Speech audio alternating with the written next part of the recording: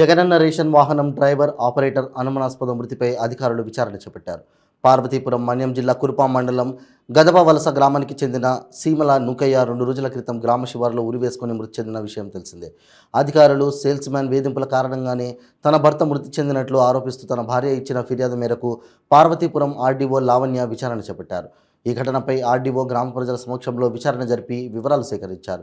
దీనికి బాధ్యులైన వారిపై కఠిన చర్యలు తీసుకుంటామని ఆమె తెలిపారు. మృతుడు ఎండిఎం రేషన్ వాహన డ్రైవర్ ఆపరేటర్గా పనిచేస్తున్నాడు.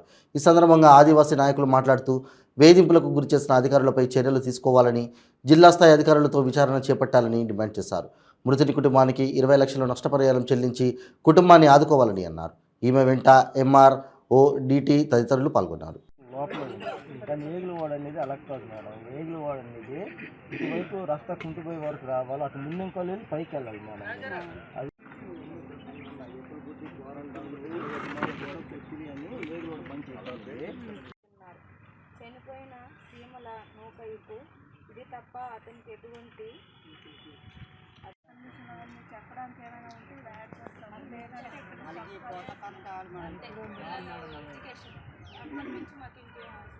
పిల్లల ఎడ్యుకేషన్ కావాలంటే చాలు. ఇది మీరు చదువుకోవాలనుకున్నా ఒకసారి చూపించండి. పార్వతీపురం మన్యం జిల్లా కురుపాం మండలం గుమ్మ గ్రామ పంచాయతీ గుమ్మ గదవలస గ్రామానికి చెందినటువంటి సీమల నూకయ్య ఈ నెల 22వ తారీఖుని ఊరేసుకొని చనిపోవడం జరిగింది.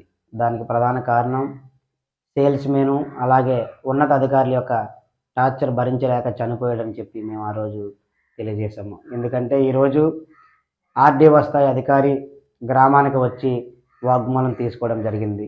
మేము ఆదివాసీ నాయకులుగా మేము కోరుకునేది ఏంటంటే జిల్లా స్థాయి అధికారితో జేసీ గారితో విచారణ జరిపించి ఆ యొక్క కుటుంబాన్ని ఆదుకుంటారని చెప్పి మేము 95 న్యూస్ ఛానల్ ద్వారా తెలియజేస్తున్నాం.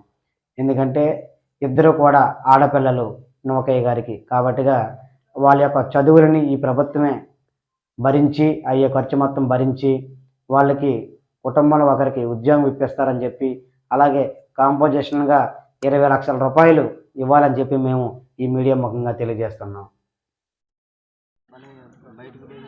అప్పుడు ఒకసారి 3 పంచాయతీలు తిరిగేస్తాను. గుమ్మ అతని వ్యక్తిత్వం ఎట్లందో కూడా చాలా ఏంటంటే మేము చూస్తున్నాం కాబట్టి